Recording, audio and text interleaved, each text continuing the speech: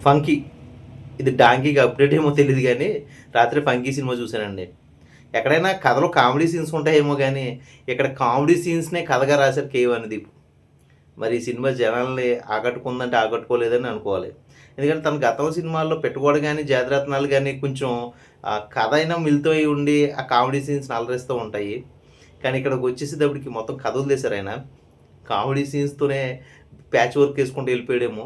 ఆయన చాలా ఇంటర్వ్యూలో కూడా చెప్పాడు. Patch work, patch work, patch work అని.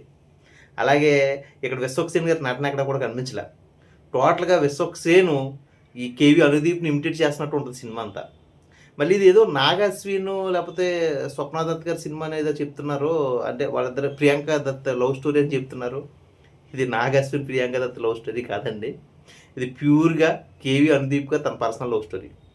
మరి ఏ ప్రొడ్యూసర్ కూతుర్ని లైన్‌లో పెట్టారో తెలీదు గానీ, సబ్జెక్ట్ అంతా కూడా అదే ఫైనల్ స్టోరీ. మరి ఈసారైనా సరే కథ తోత్తడేమో మరి 'కేవీ అనుదీప్' గారు. చూడాలి మరి.